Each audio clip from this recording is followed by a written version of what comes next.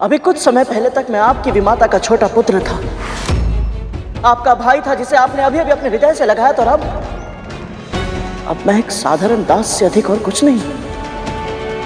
तुम्हें मेरी माँ की शर्त का पता चल चुका है गरुड़।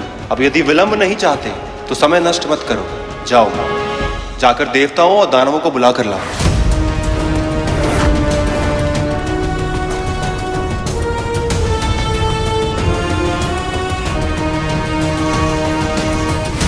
गरुड़ किसी भी समय वासुकी को लेकर आता ही होगा।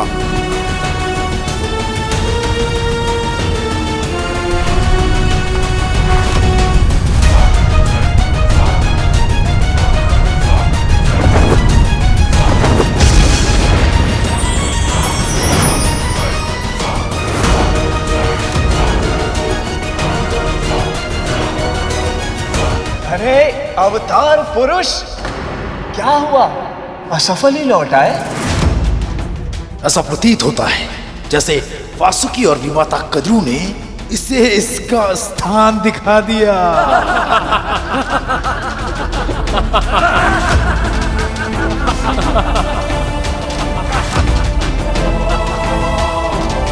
ये बात तो सत्य है गरुड़ कि तुम शक्तिशाली हो, पर केवल शक्ति है तुम्हारे पास और कुछ भी नहीं।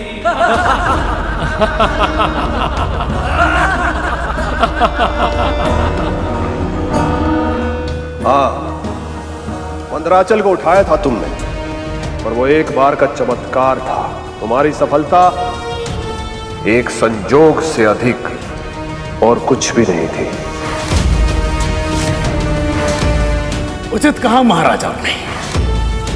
तू अपनी माता को कभी सम्मान नहीं दिला पाएगा। दासी का पुत्र है तू, आजीवन दास ही रहेगा। दासी का पुत्र है तू, आजीवन दास ही रहेगा। दासी का पुत्र है तू, दासी पुत्र गरुड़, दासी पुत्र गरुड़, दासी पुत्र गरुड़।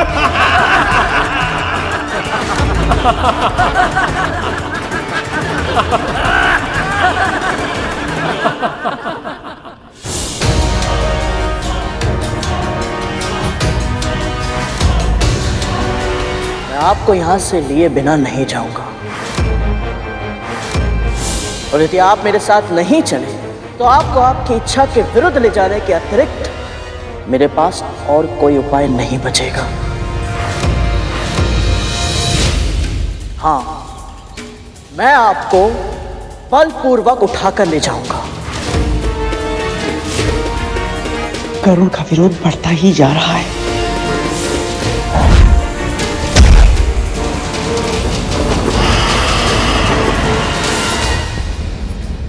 तू मेरे पुत्र पर बल प्रयोग करेगा और मैं तुझे करने दूंगी। प्रयास करके देखिए।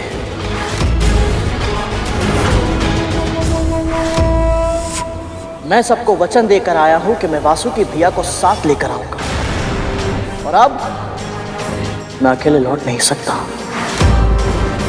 यदि ऐसा है तो बढ़ो आगे। मैं अपनी मां की आज्ञा के बिना नहीं जा सकता। यदि फिर भी तुम मुझे अपने बलपूर्वक ले जाना चाहते हो तो आओ, अपनी इच्छा पूरी करो।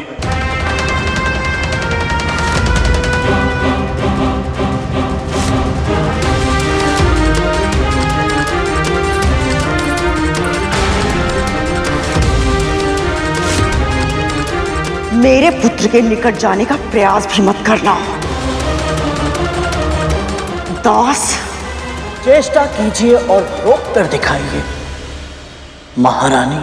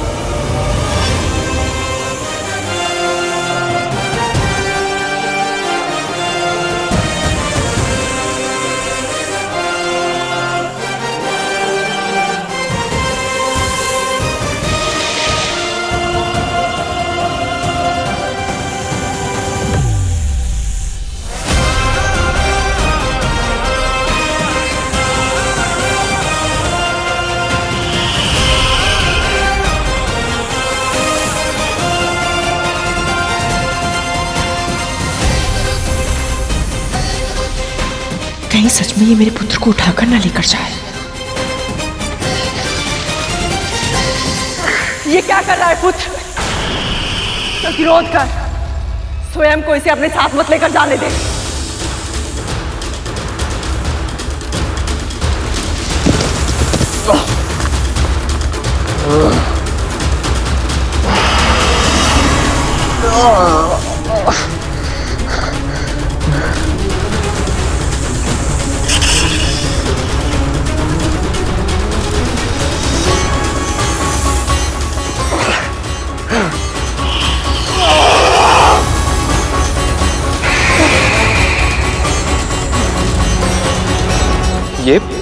ये कैसे संभव है?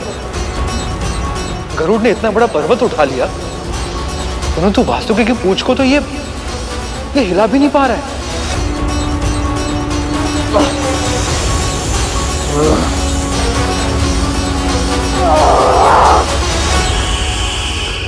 जब गरुड़ ने मंदराचल पर्वत उठाया था, तब उसके हृदय में मैं बसा था, पर इस समय उसके हृदय में अहंकार बसा है। और अहंकार वो दीमक होता है जो व्यक्ति को भीतर ही भीतर कब खोखला कर दे, व्यक्ति को स्वयं पता नहीं चलता।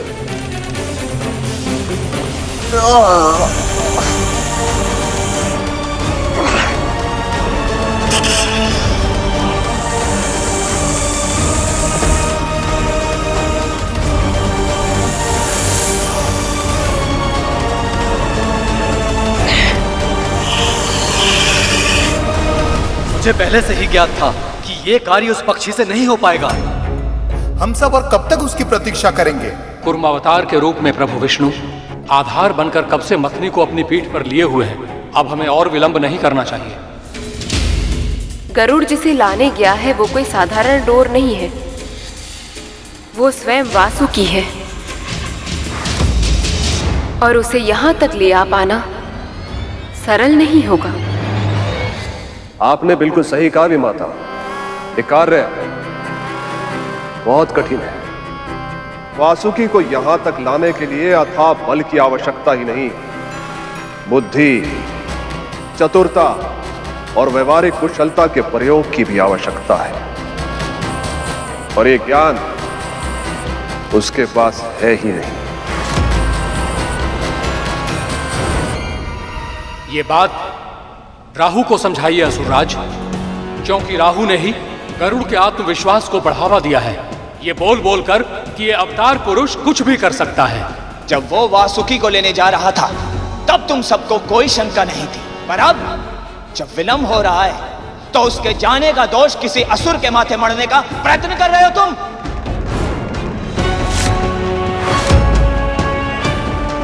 शांत हो जाइए आप सब।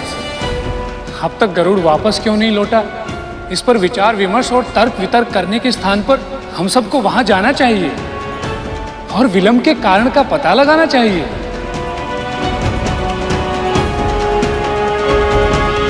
आपने उचित कहा मुनिवर, चलिए।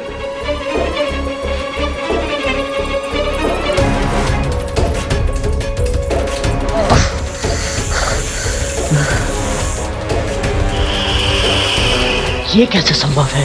क्या वासुकी भैया मुझसे भी ज्यादा शक्तिशाली हैं?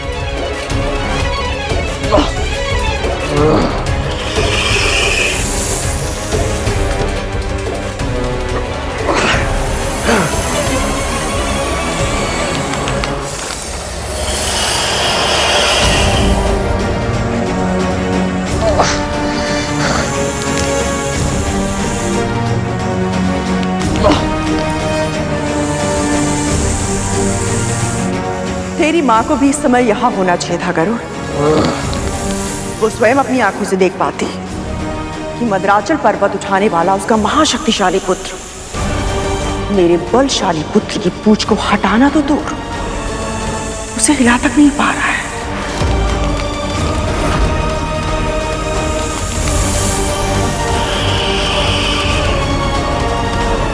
मैं कब से प्रयत्न कर रहा हूं, लेकिन अपना आकार बड़ा क्यों नहीं कर पा रहा हूं मैं?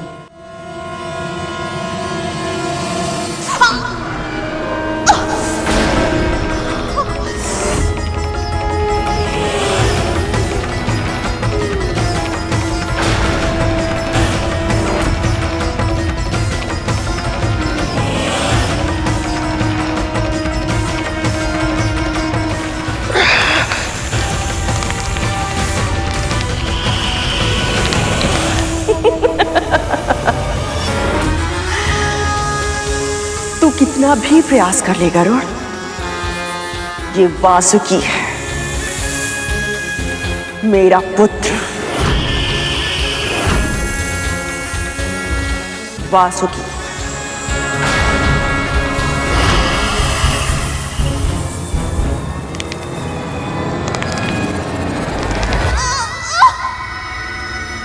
ये क्या हो रहा है?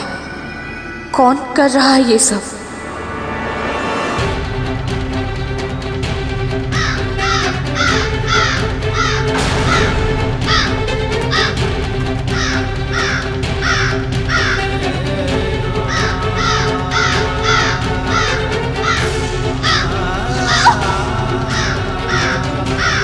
बहुत पीड़ा हो रही है। जानती है इस पीड़ा का कारण कौन है? तेरा पुत्र और उसके कर्म। आपके कहने का अर्थ क्या है बाबा? पूरे विश्व में केवल वासुकी ही मछली की डोर बनकर समुद्र मंथन के महायज्ञ को पूर्ण कर सकता है, किंतु अपनी माता के आदेश पर वासुकी ने आने से मना कर दिया, तो तेरे पुत्र ने उसे बलपूर्वक ले जाना चाहा और वासुकी के विशाल नाग रूप में जकड़ चुका है। तेरे पुत्र को भ्रम है कि उसको वासुकी ने जकड़ रखा है। वास्तव में उसे उसके अहंकार ने पकड़ रखा है।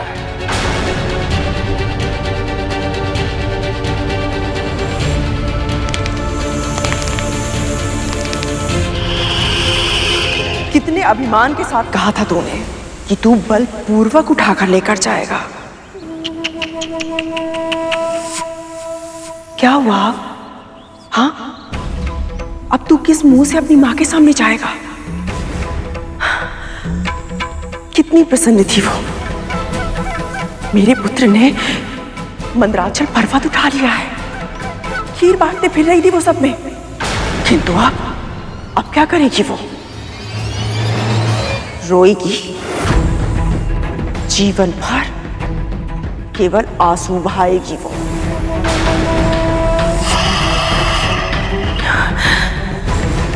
मेरा पुत्र प्रभु विष्णु का कार्य करने में असफल रहा। क्यों गरुड़, क्यों? इस कलंक के साथ कैसे जी पाएगी वो?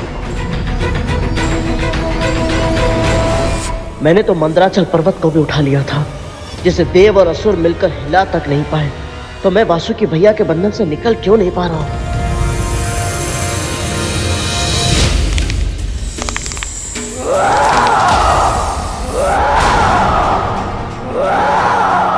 सुना, सुना, अपने पुत्र की पुकार सुनी, किंतु ये उसकी पुकार नहीं है, उसके भीतर के अहंकार की पुकार है। ऐसा नहीं हो सकता बाबा। मैंने अपने पुत्र को अच्छे संस्कार दिए हैं, समझाया है उसे, यदि अरे स्वर्ग में से कोई भी दोष उसके भीतर गए तो उसका जीवन नष्ट हो जाएगा। यदि शीघ्र तुमने कुछ नहीं किया तो तेरे पुत्र का पतन निश्चित है। ऐसा नहीं हो सकता।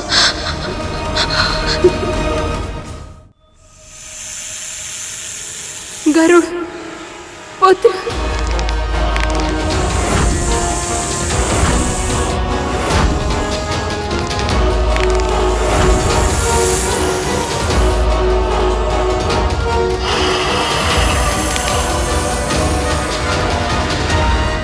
मुझे अपने पुत्र पर गर्व है बाबा, क्योंकि उसने सद्गुण अपने पिता से लिए हैं और मां से लिए हैं। प्रायश्चित के बाद वाली विनम्रता। वो अपने संस्कार नहीं भूल सकता, कभी नहीं। संस्कार नहीं भूल सकता। अपने पुत्र को देखकर अंधी हो जाती है तू, और उसका स्वर सुनकर बैरी हो जाती है तू। तभी न तुझे दिखाई दिया न सुनाई दिया। कैसे उस दिन तेरा पुत्र बकरी की तरह मैं कर रहा था। उसका ध्यान तेरे विष्णु का कार्य करने से अधिक ये सिद्ध करने में है कि वो देवों और दानवों से अति उत्तम है। तो इतना बड़ा कब हो गया कि पूरा का पूरा पर्वत ही उठा लिया? जब तक आपका आशीर्वाद मेरे साथ है माँ, ऐसा कोई कार्य नहीं जो मैं ना कर पाऊंगा। वैसे भी महारानी से मुझे बहुत ही आवश्यक कार्य है और वहां मेरी प्रतीक्षा हो रही होगी, और ये कार्य करके मुझे उन सबको सिद्ध करना है कि मैं कुछ भी कर सकता हूँ, कि मैं कुछ भी कर सकता हूँ, मैं कुछ भी कर सकता हूँ। अब आंसू बहाने से क्या होगा? तेरे पुत्र का अहंकार टूट जाएगा।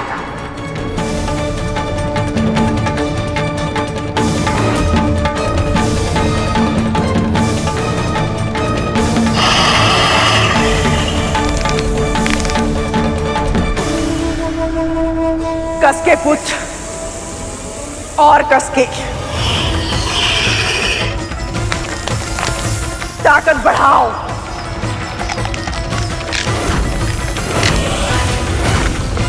अपनी विषैली शक्तियों पर बहुत अभिमान है ना तुम सबको। आज उसी अभिमान का अंत करूंगा मैं। तुम्हारे विश्व गणने के सामर्थ्य को नष्ट कर शक्तिहीन बना दूंगा मैं तुम सबको।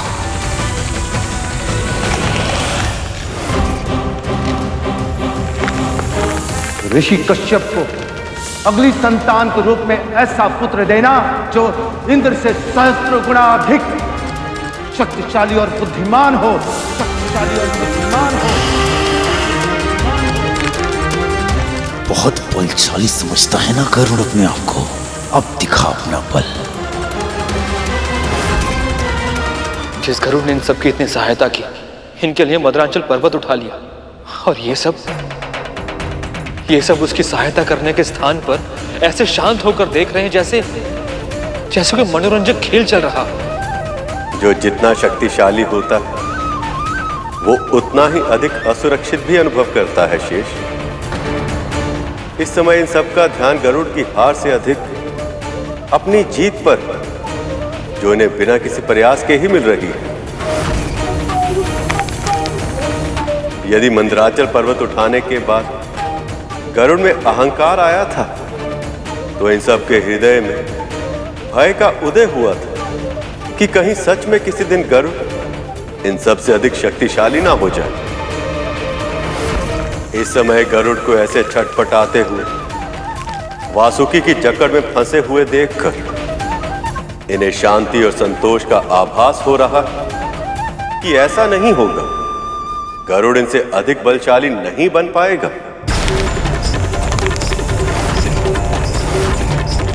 प्रभु के ऐसा कोई उपाय नहीं जिसके सहायता से गरुड़ अपनी भूल सुधार सके, क्योंकि वासुकी मां गरुड़ के प्रभाव में है। कहीं ऐसा ना हो कि वो क्रोध में आकर गरुड़ के प्राण ही हर ले।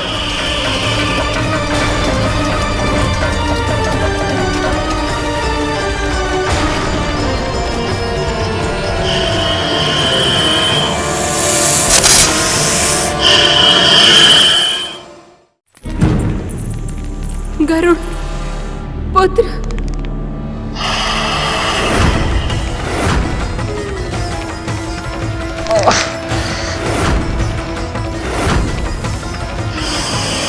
कस के पुत्र और कस के ताकत बढ़ाओ।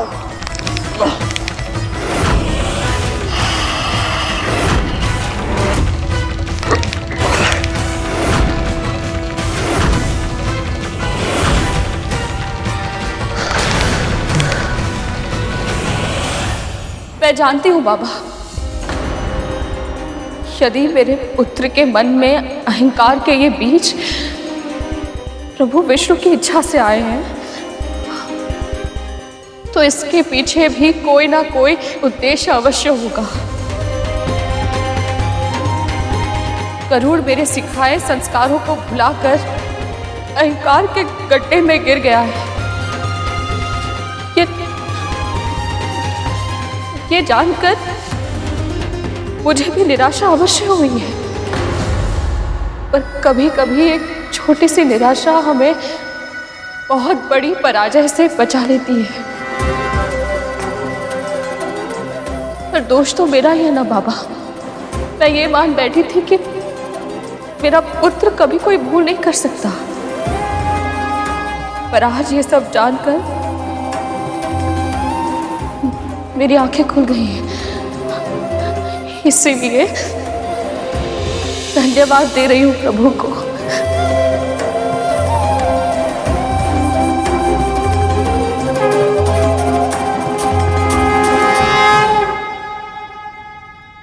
अद्भुत है इनका विश्वास, अद्भुत है इनकी भक्ति।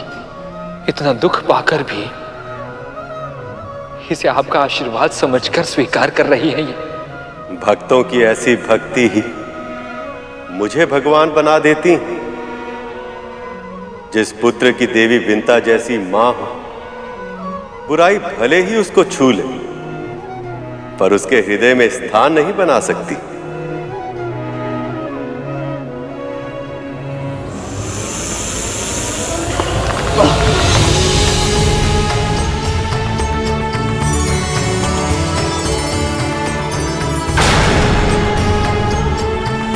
माँ,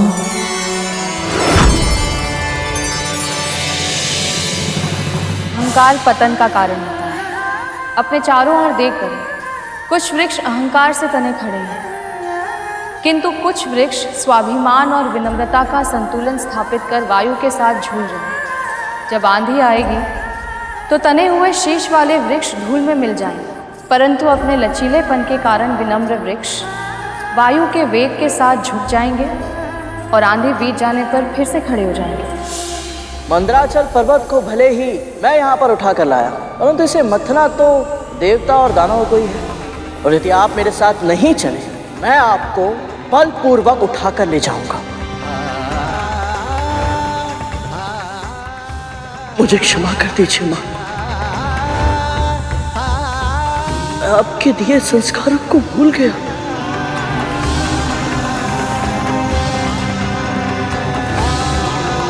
क्षमा कर दीजिए वासुकी भैया, मैं आपको समझने में बहुत बड़ी भूल कर बैठा। प्रभु विष्णु ने मुझ पर विश्वास करके मुझे इस महायज्ञ का भागीदार बनाया और मैंने प्रभु को निराश कर दिया। अभी तो केवल इस दास ने अपनी नाग भूमि पर रगड़ी है, पर उन देवों और दानवों का शीश मेरे सामने झुकना शीश है अभी।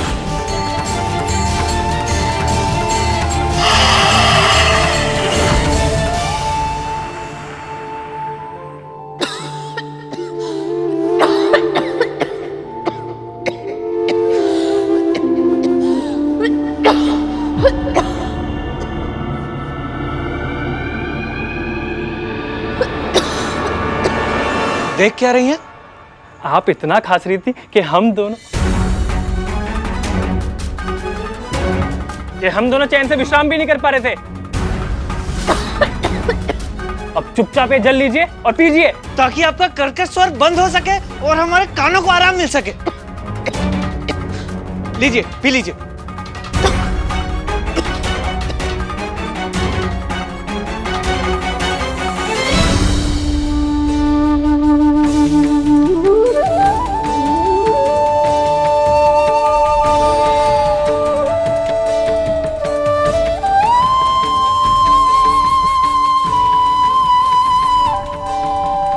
धूमल,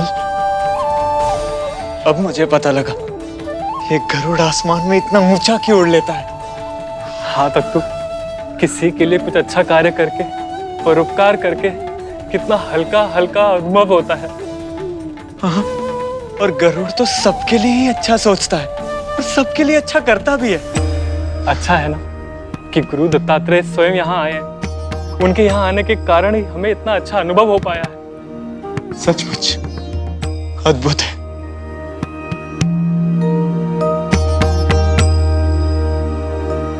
जिस कुटिया के आसपास मैं और तक्षक भैया पहुंच भी नहीं पा रहे, ये दोनों वहां आराम से घूम रहे हैं। गरुड़ पुत्र,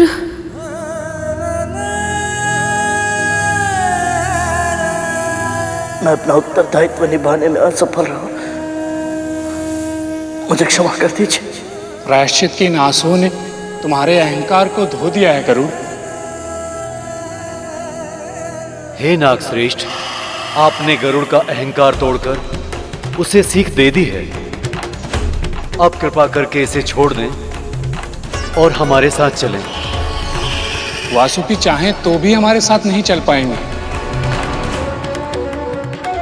गरुड़ ने इन्हें अपने साथ ऐसे उलझा लिया है कि वो स्वयं अपनी गांठें नहीं खोल पा रहे हैं। इन्हें सहायता की आवश्यकता है। असुरराज, आप वासुकी की सहायता क्यों नहीं करते? संकट के समय सदैव हम असुरों की ही स्मृति क्यों होती है आपको?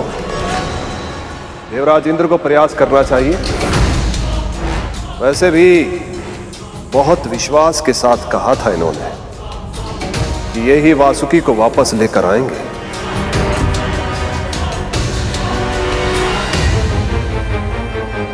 ये घोषणा तो आप असुरों ने भी की थी असुरराज। आप ही ने तो कहा था कि वासुकी भी आपकी तरह शिव भक्त है और आप ही उन्हें लेने जाएंगे। पुत्र शांत हो जाओ, तुम्हारे सुलझाने से समस्या नहीं सुलझेगी।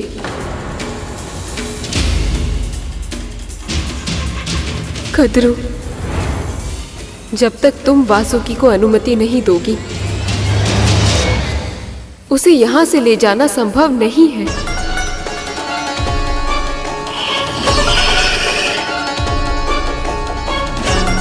मैं जानती हूँ दीदी, आप सभी को यही लग रहा है ना कि मैं प्रभु विष्णु के कार्य में अवरोध उत्पन्न कर रही हूं, किंतु ऐसा नहीं, मेरा विश्वास कीजिए। मेरे लिए तो सौभाग्य की बात है कि मेरे पुत्र को इतने महान यज्ञ में योगदान करने का अवसर मिल रहा है।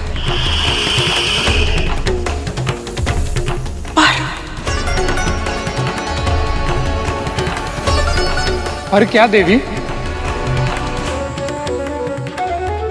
पर एक माँ का हृदय अपने सभी पुत्रों के लिए चिंतित रहता है। मुझे केवल एक ही बात का भय है कि कहीं मेरा एक पुत्र मेरे अन्य सभी पुत्रों की मृत्यु का कारण ना बन जाए। कद्रू, ये कैसी अनर्गल बातें कर रही हो तुम? क्यों?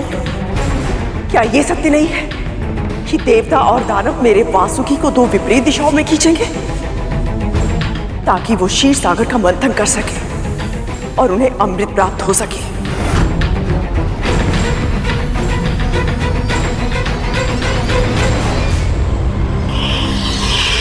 दानवों के पास पहले से ही संजीवनी विद्या है, फिर भी वो अमृत प्राप्त करने के लिए मंथन में भागीदार बन गए ताकि केवल देवता मृत्यु पर जीत पाकर अमर ना हो जाए। पर मेरे पुत्रों का क्या दीदी? क्या उन्हें इसमें समान अधिकार नहीं मिलना चाहिए? क्षमा कीजिए विमाता कद्रू, पर अमृत के लिए सबसे अधिक योग्य हम देवता हैं।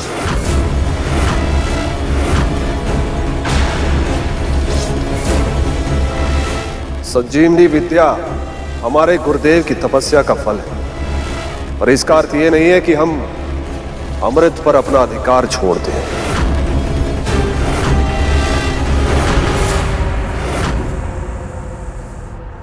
अभी समुद्र मंथन आरंभ भी नहीं हुआ है, लेकिन आप सबके हृदय में उसे पाने की इतनी तीव्र इच्छा हो गई कि आप सब भूल गए कि अमृत ही समुद्र मंथन का एकमात्र उद्देश्य नहीं है, जबकि धर्म के अनुसार आप सभी को अपना अपना कार्य करना चाहिए और फल की चिंता प्रभु विष्णु पर छोड़ देनी चाहिए। आप सब जानते हैं प्रभु किसी के साथ अन्याय नहीं होने देंगे। सबको उनके कर्मों के अनुसार फल अवश्य मिलेगा। सुना तुमने कद्रू? हो गया तुम्हारा मन शांत? क्या हुआ? अब शांत क्यों? कुछ कहते क्यों नहीं? क्या चाहती हो तुम? हम सब तुम्हारे सामने हाथ जोड़े, तुम्हारी आरती उतारे। आरती करने की आवश्यकता नहीं है दीदी, किंतु हाँ, मेरे पुत्रों के लिए समान सम्मान की आवश्यकता अवश्य है, जो देवताओं ने दानवों को दिया था।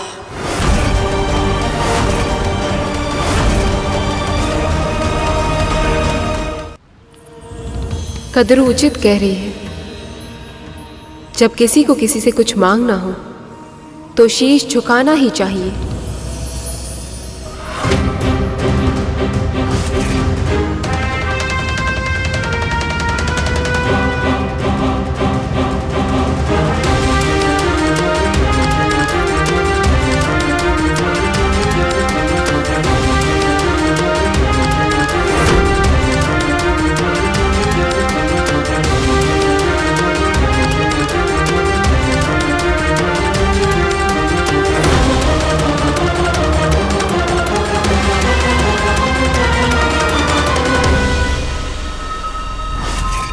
यही तो मैं चाहती थी कि गरुड़ और सभी देवता असुर मेरे और मेरे पुत्र के सामने शीश झुकाएं। अब समुद्र मंथन में मेरे पुत्र भी सहभागी होंगे और अमृत पर भी उनका अधिकार होगा।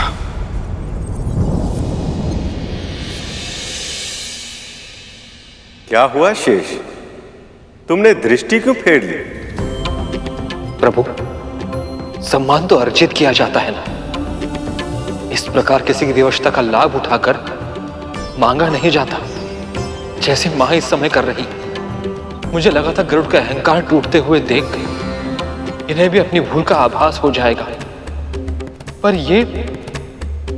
पर दूसरों की भूल से सीखने के लिए मन में यह आभास भी होना चाहिए कि हम कुछ अनुचित कर रहे हैं। पर देवी कद्रू के दृष्टिकोण से वो जो कुछ भी कर रही हैं वह उचित ही है। प्रभु, तो फिर मैं ये आशा करता हूं कि गरुड़ की तरह इन्हें भी अपनी भूल का आभास हो जाए। मैं तुझे अनुमति देती हूँ पुत्र, गरुड़ को छोड़ दे और जा इनके साथ। मेरा आशीर्वाद सदैव तेरे साथ है।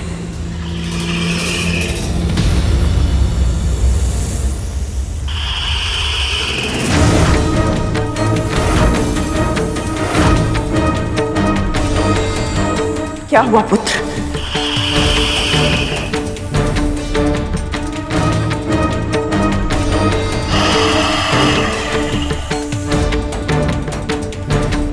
मैं गांठ छुड़ाने में तेरी सहायता करती हूँ।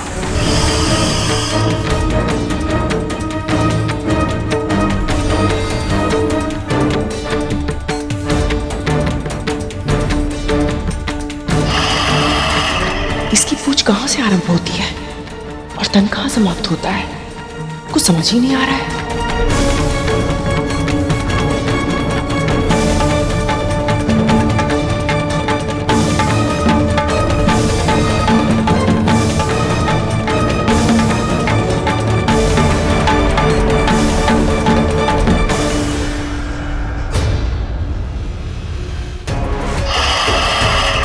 करुण को कष्ट पाते देखकर मैं इतना खो गई थी कि मुझे आभास ही नहीं हुआ कि इस पूरी प्रक्रिया में मेरे पुत्र को कितना कष्ट हो रहा होगा।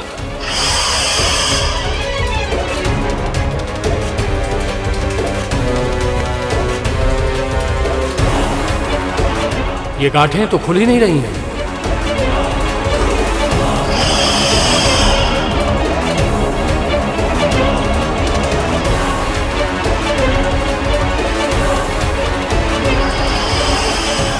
अब क्या होगा भ्राताश्री? जानते हो सत्य क्या है शेष? वासुकी को इस स्थिति में गरुड़ ने नहीं, उसकी अपनी मां ने पहुंचाया। जब माता पिता बहुत महत्वाकांक्षी हो जाते हैं तो कभी कभी अपने संतानों के जीवन को अपनी इच्छाओं के जाल से उलझा देते हैं। फिर चाहे वो कितना भी प्रयत्न क्यों ना कर ले, उनकी उलझनों को सुलझा नहीं पाते। तो फिर प्रभु, वासुकी की ये उलझनें कैसे सुलझेंगी? महादेव शिव शंकर की सहायता से। एक भक्त को उसके समस्याओं से मुक्ति केवल और केवल उसके आराध्य प्रभु ही दिला सकते हैं। हम सबको मिलकर महादेव की स्तुति करनी चाहिए।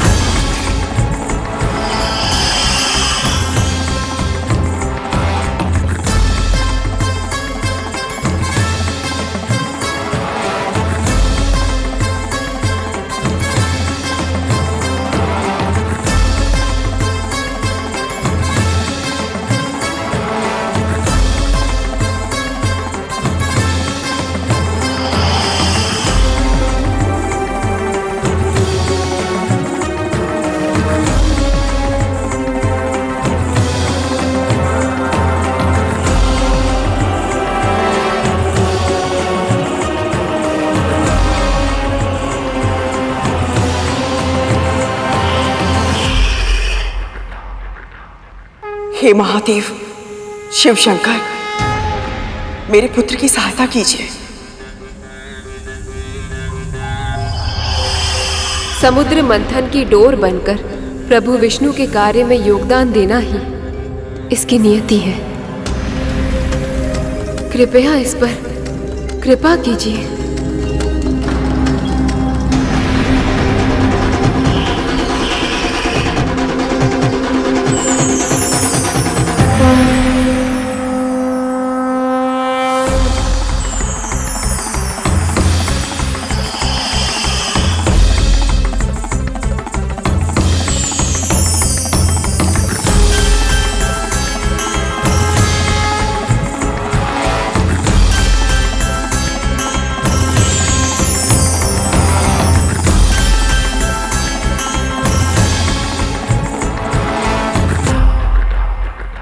मेरा प्रणाम स्वीकार कीजिए महादेव। मैं तुम्हारी तपस्या से अत्यंत प्रसन्न हूं वासुकी। मैं तुम्हें वरदान देता हूं, समुद्र मंथन पूर्ण होने के उपरांत तुम मेरे पास लौटाओगे।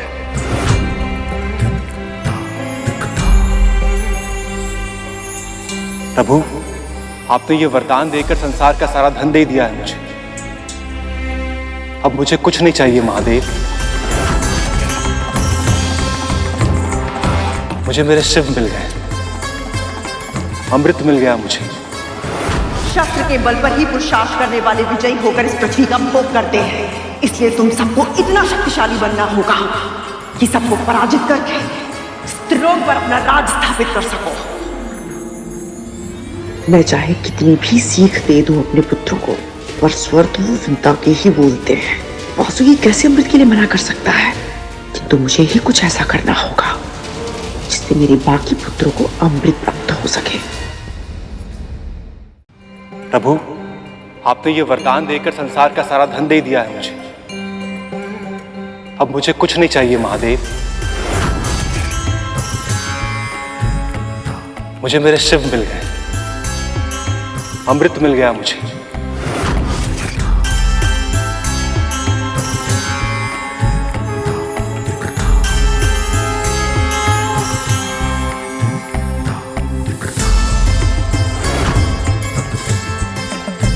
सृष्टि का विधान कितना विशाल, कितना विराट है और कितना तुच्छ हूं मैं, फिर भी मेरे भीतर अहंकार समा गया था। हे प्रभु, मुझे आशीर्वाद दीजिए कि मैं इस क्षण को कभी ना भूलूं और अहंकार के जाल में फिर कभी ना फंसूं।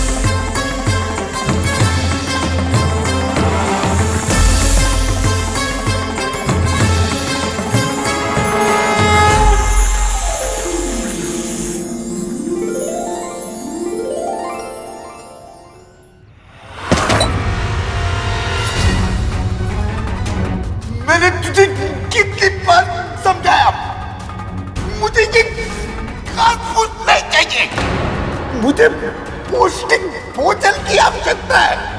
तेरी समझ में नहीं आता क्या तू जानबूझकर मुझे प्रताड़ित करती है? ऐसा नहीं है बाबा, मैं क्षमा चाहती हूँ। आप अभी इसे खा लीजिए, मैं कुछ ही समय में पौष्टिक भोजन का प्रबंध कर दूंगी। आज मैं तेरी कोई बात नहीं सुनूंगा। जब तक तू मुझे मनचाहा भोजन लाकर नहीं देगी, मैं अन्न तो क्या जल की एक भी बूंद नहीं पीऊंगा। और यदि बिना अन्न और जल के मुझे कुछ हो गया तो मेरी हत्या का दोष तुझ पर, तेरे परिवार पर लगेगा।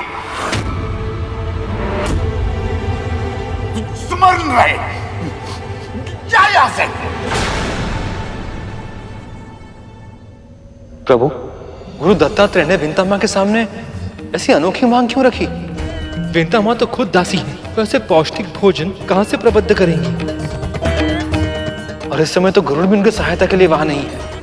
दत्तात्रेय उस कुम्हार की तरह है जो मिट्टी के घड़े को सर्वोत्तम बनाने के लिए भीतर से अपना हाथ तो लगाता है, पर बाहर से उस पर चोट भी मारता है। उनकी इस परीक्षा के पीछे कोई ना कोई उद्देश्य अवश्य होगा।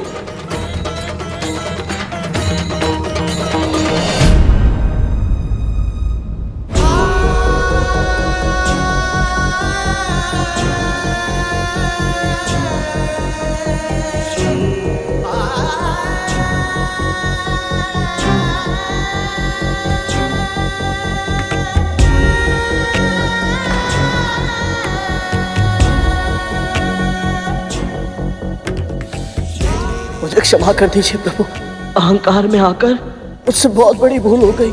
आपने मुझे समुद्र मंथन जैसे शुभ कार्य के लिए चुना, किंतु मैं अहंकारी हो गया और आपकी भक्ति के मार्ग से भटक गया। प्रभु मुझे क्षमा कर दीजिए।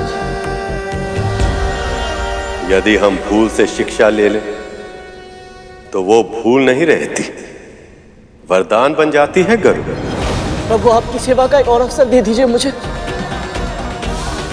अवसर आपदा से उत्पन्न होता है और इस समय देवता और दानव दोनों ही एक अनोखी आपदा में फंस गए। कैसी आपदा प्रभु? हर बार आपकी इच्छा का सम्मान करना हमारे लिए संभव नहीं है असुरराज। हम असुरों के लिए भी ये संभव नहीं है कि हम देवताओं की हर इच्छा को सहर्ष स्वीकार कर लें। आप समझने का प्रयास क्यों नहीं कर रहे महाराज बलि? हम दोनों दलों में से कोई एक दल ही वासुकी को उसके मुख की ओर से खींच सकता है और दूसरे दल को उसकी पूंछ की ओर जाना ही होगा। और ये अपेक्षा हमसे क्यों देवराज इंद्र? ये तो तर्क शक्ति पे तय होना चाहिए कि कौन सा दल वासुकी के मुंह की ओर होगा और कौन सा दल उसकी पूंछ की ओर। तो फिर यही सही। यदि तर्क की बात करें तो हमारी मां अदिति आयु में और पद में दोनों में आपकी मां दिति से बड़ी हैं। इसलिए चुनाव का पहला अधिकार हम देवताओं का ही होना चाहिए। क्षमा करें महाराज, पर ये देवता भूल रहे हैं कि हम असुर इन्हें युद्ध में पराजित कर चुके हैं अनेक बार, और पराजितों को ना तो चुनाव का अधिकार होता है और ना ही अपनी इच्छा व्यक्त करने का। इसलिए देवराज इंद्र स्वर्ग के अधिपति होने के नाते इस चुनाव का अधिकार यदि किसी को है तो वो है केवल और केवल असुर सम्राट बलि को।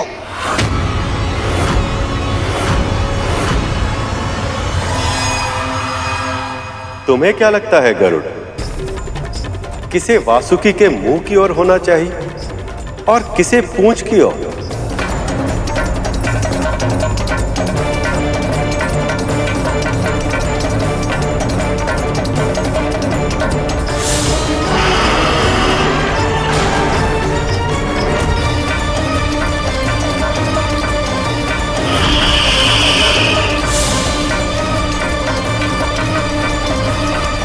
प्रभु मैं अधिक तो नहीं जानता, परंतु जितना मैंने देखा है, समझा है, मुझे यही लगता है कि जो भी वासुकी भैया के मुंह की ओर होगा उसे 2 गुनी समस्या का सामना करना होगा, 2 गुना श्रम करना होगा। एक तो पहले से ही वासुकी भैया को खींचना बहुत ही कठिन है और ऊपर से उनके मुंह से विषैली पुकारें निकलेगी। असुर पूजा पाठ तपस्या अनुष्ठान अवश्य करते हैं, परंतु केवल अपने स्वार्थ के लिए, और देव स्वयं के साथ साथ समाज कल्याण का भी विचार करते हैं। इसीलिए न्याय तो यही होगा प्रभु, जो अच्छाई के साथ हो उनके साथ अच्छा हो, और जो बुराई का समर्थन करे उनके साथ बुरा। मैं तुमसे सहमत हूं गरुड़। अब देवता और दानवों के साथ भी ऐसा ही हो, इसका दायित्व मैं तुम्हें सौंपता हूं।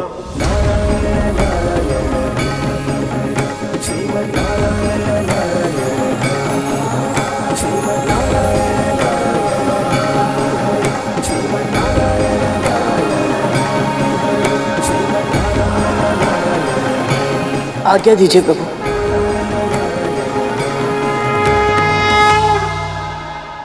वासुकी भैया की तपस्या सफल हुई मां, और उनके कारण आपको महादेव के दर्शन करने का सौभाग्य प्राप्त हुआ। और तो और आपकी वजह से अब हमें अमृत मिलेगा मां। नहीं मिलेगा, नहीं मिलेगा, नहीं मिलेगा। ये किसने कहा? कौन बोला?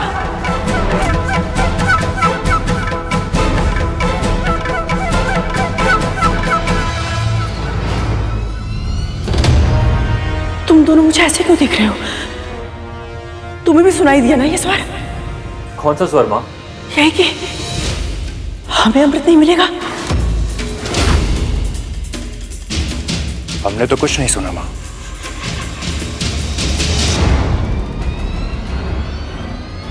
तो मुझे ऐसा क्यों लगा? क्योंकि तेरा मन जानता है यही सत्य है, क्योंकि तेरा मन जानता है यही सत्य है, क्योंकि तेरा मन जानता है यही सत्य है। मुझे ऐसा लगा कि जैसे ये उस बुढ़े का स्वर है, किंतु ये कैसे संभव है? आप उस बुड्ढे को अधिक महत्व दे रही हैं मां। है ही कौन वो? एक साधारण सा भिखारी और कुछ नहीं। हाँ मां, वो बुढ़ा तो चल फिर भी नहीं सकता। जल और अन्न के लिए तो एक दासी पे निर्भर है। उसे क्या पता कि अमृत क्या है और किसे मिलेगा। मां, तक्षक और कालिया भैया को कैसे बताऊं कि वो कोई साधारण मनुष्य नहीं है। मैं भी वही सोच रहा था तब तो। वो तो दत्तात्रेय, गुरु दत्तात्रेय, वो जो कहते हैं वो अवश्य सत्य होगा।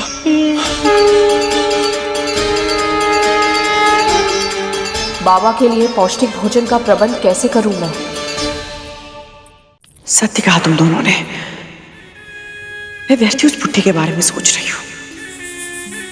जानते हो तुम दोनों, जब वासुकी ने उस गरुड़ को अपने पास में जकड़ा था, तब मेरा हृदय प्रसन्नता से झूम उठा था। मैं इतनी प्रसन्न तो तब भी नहीं हुई थी जब मैंने उस विंता को अपनी दासी बनाया था, और वो स्वामिनी कहकर मेरे पांव में गिर गई थी।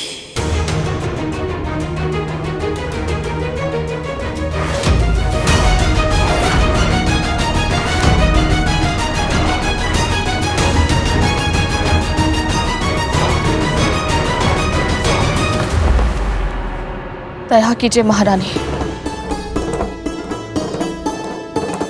कृपा कीजिए। यदि आज आपने मेरी सहायता नहीं की तो मेरे कुटुंब पर जीव हत्या का दोष लग जाएगा।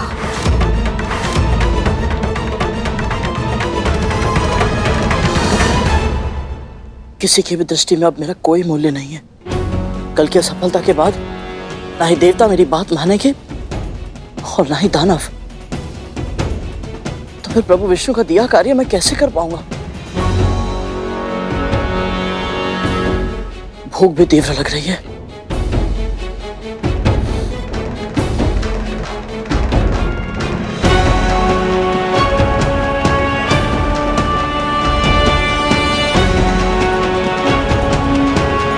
यदि स्वयं प्रभु विष्णु मेरे स्थान पर होते तो वो क्या करते? अब सही दिशा में सोच रहे हो तुम।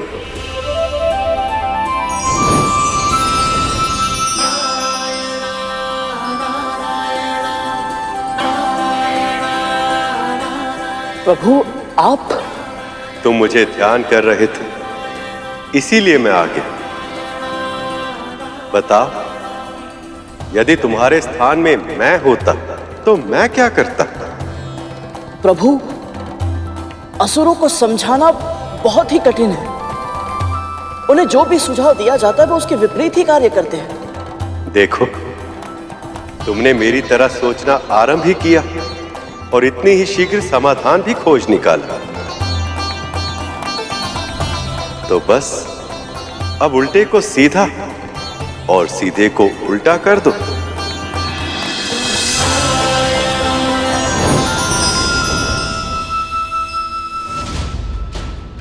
उल्टे को सीधा और सीधे को उल्टा।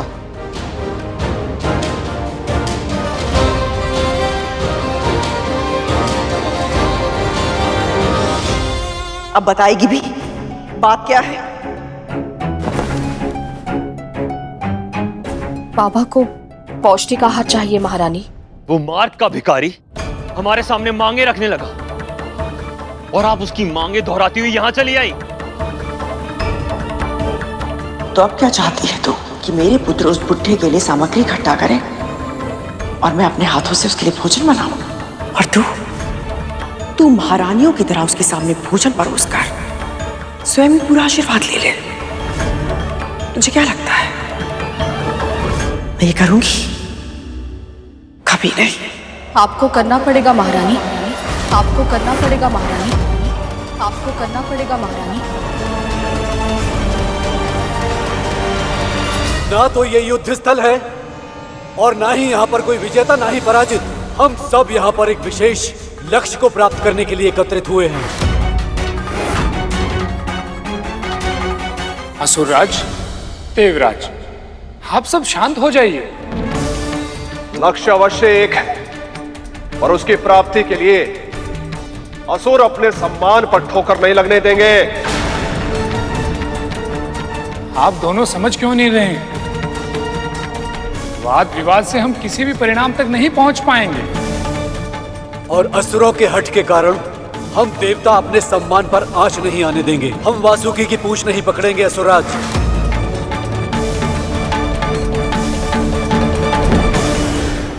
उन्होंने कहा है यदि आज उन्हें पौष्टिक आहार नहीं मिला तो वो अन्न जल त्याग देंगे, और यदि ऐसा हुआ तो उनका वृद्ध तन ये सहन नहीं कर पाएगा, और सहन नहीं कर पाएगा तो मर जाएगा। ये समस्या मेरी नहीं है विंदा। है महारानी, ये आपकी भी समस्या है। एक दासी की कोई व्यक्तिगत पहचान नहीं होती महारानी। जिस दिन मैं आपकी दासी बनी उसी दिन से मुझसे मेरा व्यक्तित्व छीन गया। मैं केवल आपकी प्रतिनिधि हूं और कुछ नहीं।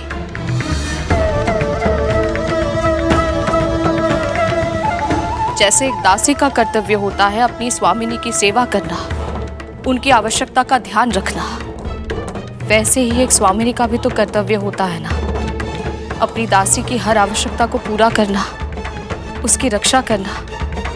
यदि आज आपकी छत्र छाया में मुझ पर जीव हत्या का पाप लग गया ना, तो इस कलंक से आप भी मुक्त नहीं हो पाएंगी।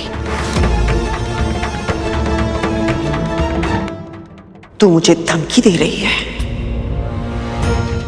विनती कर रही हूं, हम सबके ऊपर ये संकट मत आने दीजिए।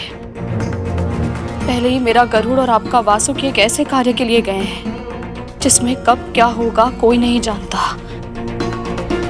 यदि हमारी एक भूल के कारण उन पर कोई आंच आ गई तो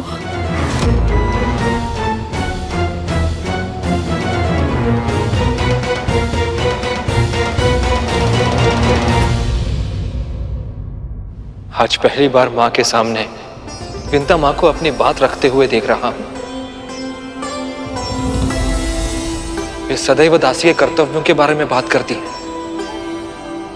परंतु दासी के अधिकारों के बारे में कभी बात नहीं करती। ये दत्तात्रेय के शुभ साथ का प्रभाव है शेष। वो परिस्थितियों को आसान नहीं बनाते, बल्कि व्यक्ति को इस योग्य बनाते हैं कि वो कठिन से कठिन परिस्थिति का सामना आसानी से कर पाए। तब तो मुझे लग रहा है प्रभु, जब तक ये मंथन पूरा होगा, ये मां और पुत्र दोनों के ही व्यक्तित्व बहुत बदल चुके होंगे।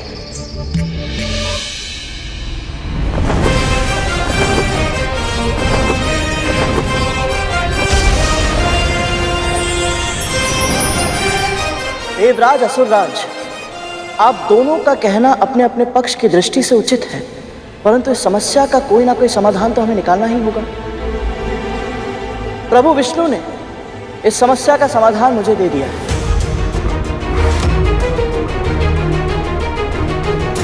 क्या समाधान दिया प्रभु ने? प्रभु का सुझाव यही है कि देवताओं को ही वासुकी भैया के मुंह की ओर रहना चाहिए।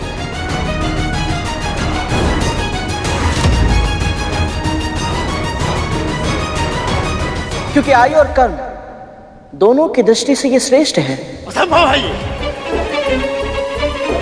ये नहीं हो सकता। मुझे ये स्वीकार नहीं। क्षमा कीजिए, परंतु क्यों दीदी मां? एक दास से तट वितट नहीं करूंगी मैं केवल इतना कहना चाहती हूँ कि विष्णु ने हम असुरों के साथ पक्षपात किया है और हम असुर ये सहन नहीं करेंगे। मेरा निर्णय यह है कि मेरे पुत्र वासुकी की मुंह की ओर ही रहेंगे।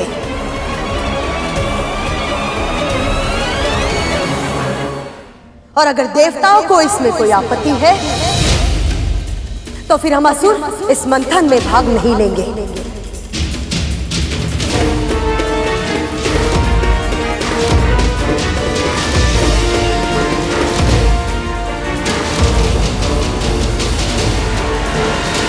कितनी बार मस्तिष्क उसी कार्य को करने के लिए लोभित होता है जिस कार्य के लिए उसे मना किया जाए। जिस दिशा के लिए पहले असुर मना कर रहे थे, अब उसी दिशा के लिए लड़ रहे हैं। लोभ में लिया हुआ निर्णय जीव को उसके धर्म से और सही मार्ग से दूर लेकर जाता है। वासुकी के मुख की ओर रहने का लोभ अब असुरों के लिए क्या बदलाव लाता है, ये तो नियति ही बताएगी। ये तो समुद्र मंथन का केवल आरंभ है। मां, मंथन की असुरों को भी आवश्यकता है। अमृत चाहिए हमें। पर अपने सम्मान के मूल्य पर नहीं बली। तुम पहले ही अपने गुरु को क्रोधित कर चुके हो और यदि तुमने मेरा आदेश नहीं माना बली तो मैं यहां से रुष्ट होकर चली जाऊंगी।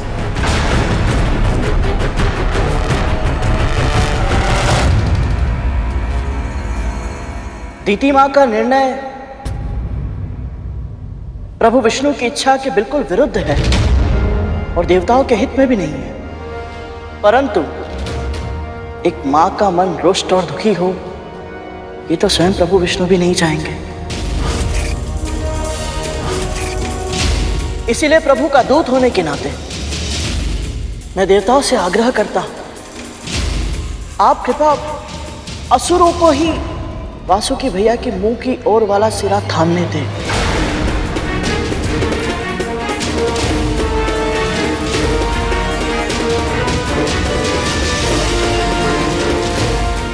समझ गया गरुड़। तो फिर ऐसा ही हो, पर यह निर्णय दोनों पक्षों पर बाध्य होगा। मंथन में विलंब ना हो, इसके लिए आवश्यक है कि एक बार मंथन के प्रारंभ होने के पश्चात कोई भी पक्ष अपना निर्णय नहीं बदल सकेगा।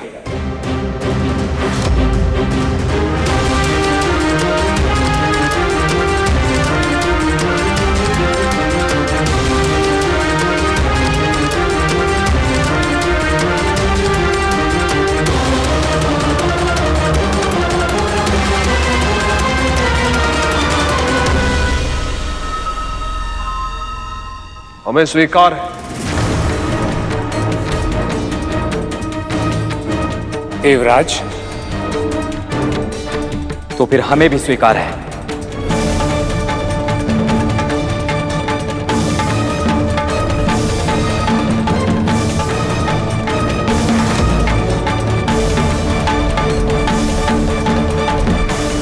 गरुड़ ने आज जिस सूझबूझ और चतुराई का परिचय दिया है, उससे स्पष्ट है कि ये छोटे छोटे कार्य तो बस इसके प्रशिक्षण प्राप्त करने का साधन मात्र है।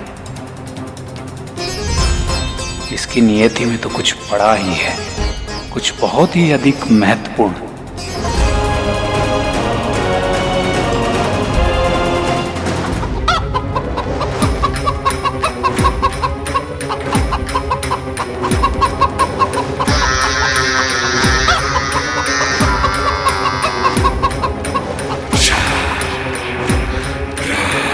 उससे भी क्या व्यर्थ के छोटे छोटे काम करवाते, इतना श्रम, वो भी मुझसे, उस दासी और एक भिखारी के लिए। माँ भी ना कभी कभी क्या निर्णय लेती है मुझे समझ ही नहीं आता। धूमल, मन प्रसन्न हुआ ना? अति प्रसन्न बोल, तब तो अति प्रसन्न।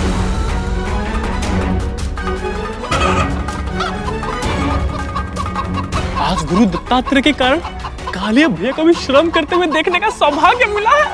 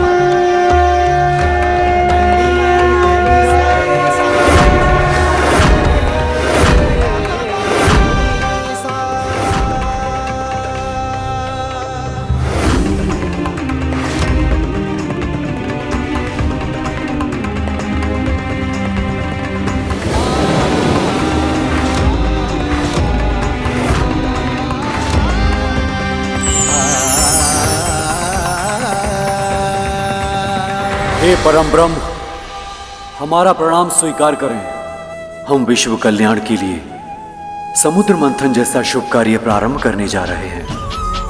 अपना आशीर्वाद हम पर बनाए रखिएगा ताकि इस कार्य को सफलतापूर्वक पूर्ण कर पाएं।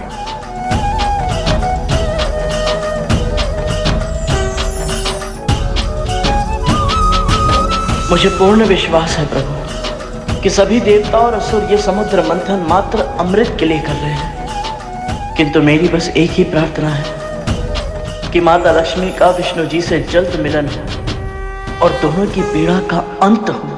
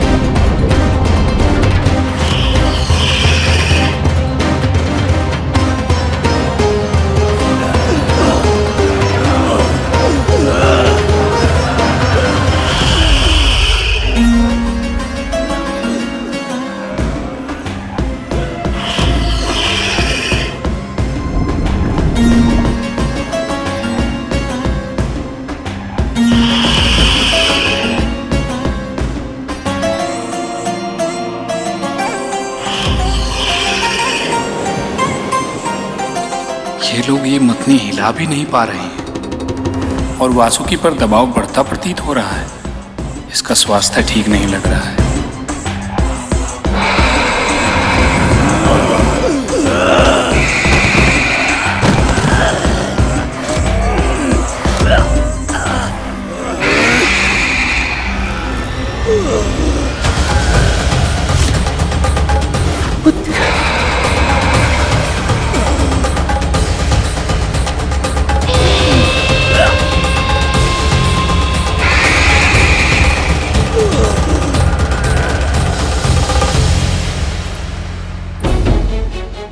ये लीजिए छोटी माँ।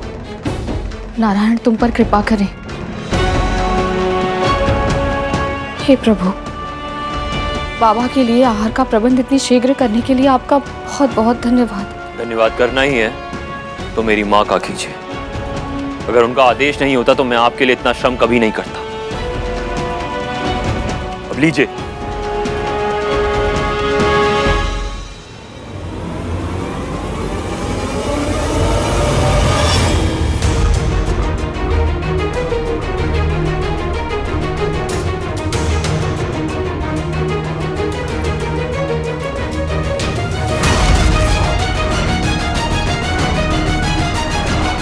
ना,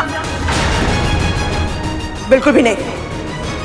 सोचना भी नहीं कि मैं इसे तेरे लिए पकाऊंगी। मेरे पुत्र ने तेरे लिए इसका प्रबंध कर दिया, ये उपकार पर्याप्त है तेरे लिए। पकाना तो तुझे ही होगा इसे। महारानी मैं कैसे? ये समस्या तेरी है, मेरी नहीं। महारानी मेरी बात तो सुनिए। आप जानती हैं मैं शाकाहारी हूँ महारानी। महारानी मैं कैसे बनाऊंगी इसे?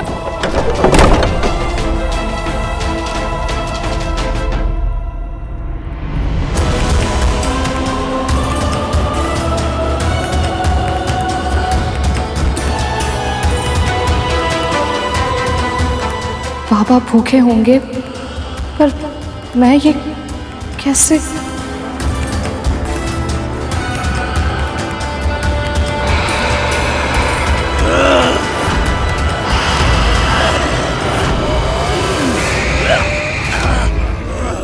प्रभु विष्णु ने इस समस्या का समाधान मुझे दे दिया है कि देवताओं को ही वासुकी भैया के मुंह की ओर रहना चाहिए। मुझे यह स्वीकार नहीं।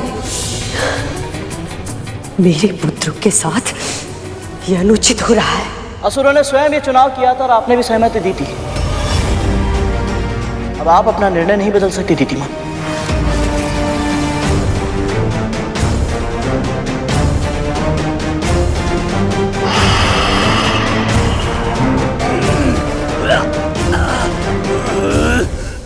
प्रभु, मैं आपसे प्रार्थना करती हूँ, दानवों को वासुकी का विष सहन करने की शक्ति दीजिए।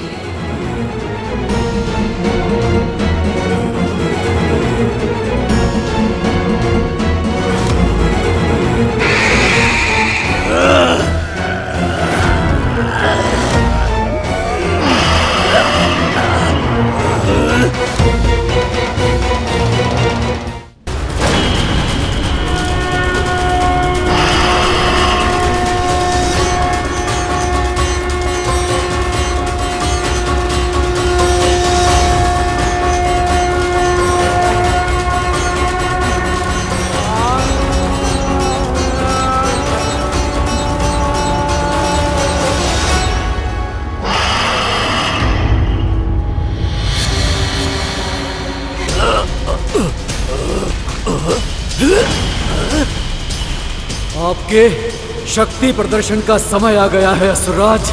मंथन आरंभ कीजिए।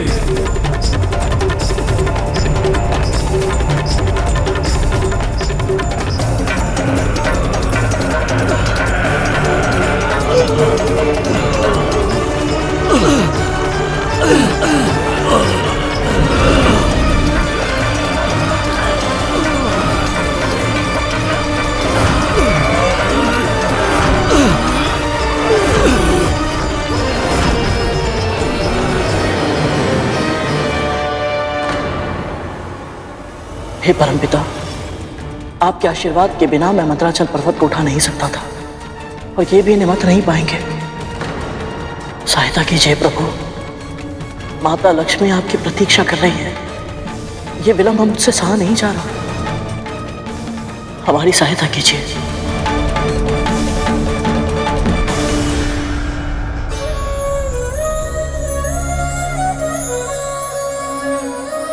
लक्ष्मी से मिलने की आतुरता तो मेरे मन में भी है करुण।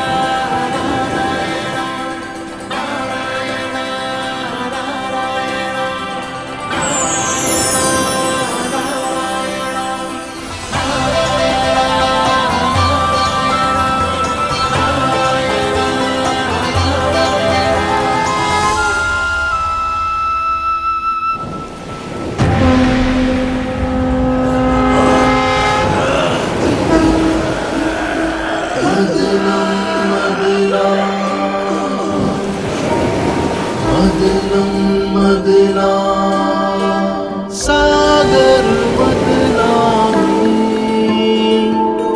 मदनम मदना मदनम मदनामी सृष्टि के कल्याण में रत्नों के संधान में श्री हरि मिलन की आस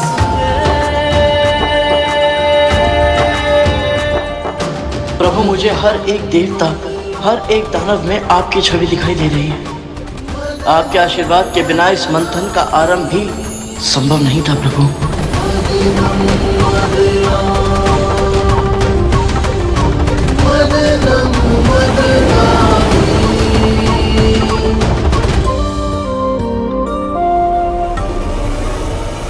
हे परमपिता, हे महाविष्णु, हम सब में जागरूक चेतना का आदिनाथ हैं आप।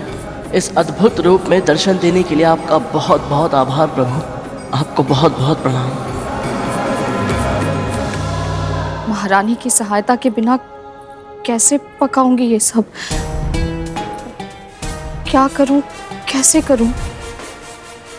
ये कैसी परीक्षा है प्रभु? ये आपसे हो नहीं पाएगा। और इतना अच्छा शिकार यूं ही पड़े पड़े व्यर्थ हो जाए, ये हमसे देखा नहीं जाएगा। इसलिए जब तक ये बन नहीं जाता ना, पेट की भूख हमें भी तड़पाती रहेगी। पर ये तो उन बाबा के लिए है। पता है हमें, और ये भी पता है जब तक ये भोजन उन बाबा को नहीं मिल जाता, हम भी इसे नहीं खा सकते। इसलिए तो हम चाहते हैं कि ये शीघ्र बने। अब आप हमारा एक आदेश मानिए।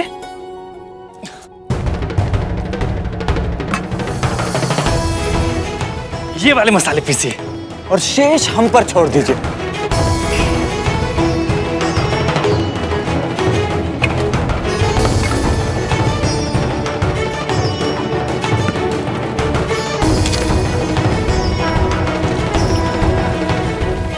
यदि ये दोनों स्वयं यहाँ आए हैं तो इनका बहुत बहुत धन्यवाद, और यदि इन्हें महारानी ने यहाँ भेजा है तो भी इनका बहुत बहुत आभार।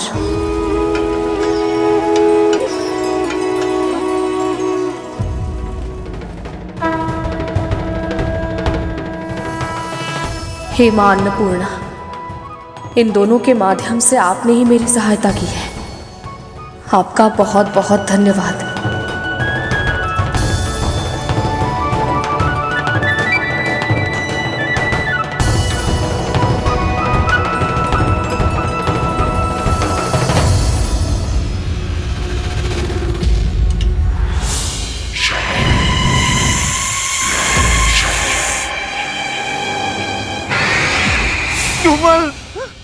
इसमें विष है।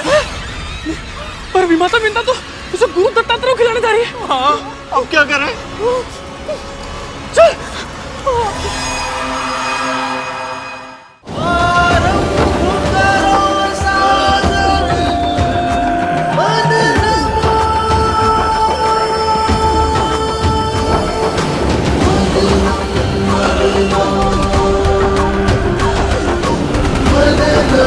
मदना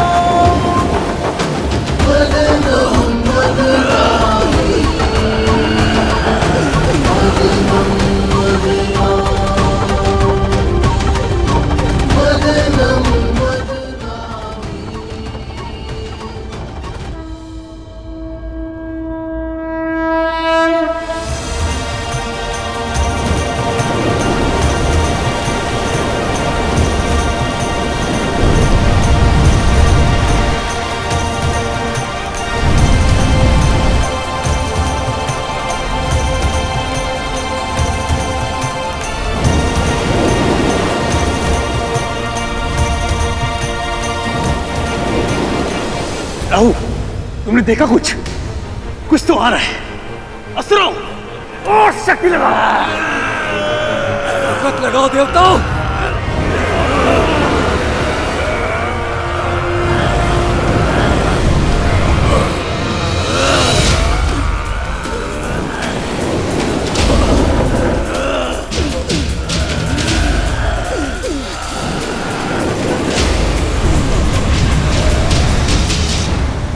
एक बार अमृत निकले तो सही, मेरे पुत्रों को ही लेना है वो। मेरे पुत्रों को धैर्य का प्रदर्शन करना होगा।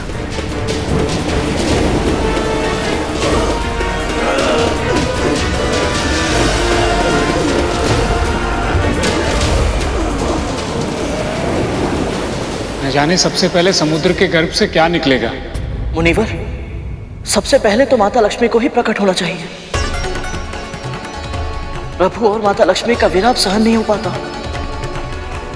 जब मैं उनके दर्शन करने के लिए इतना व्याकुल हूं, तो प्रभु कितने आतुर होंगे।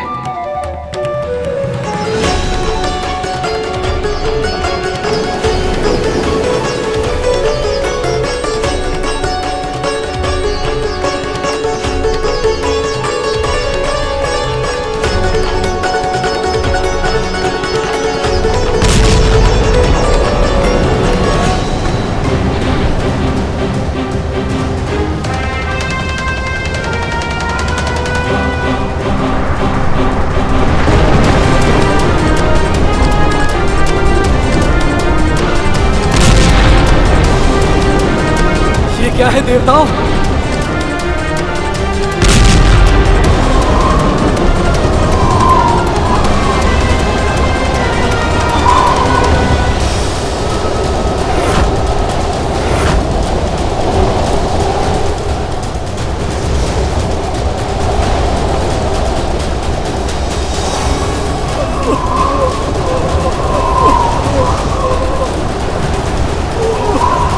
हे प्रभु, क्या है ये हलाहल है गरुड़, ये समस्त संसार का विनाश कर देगा।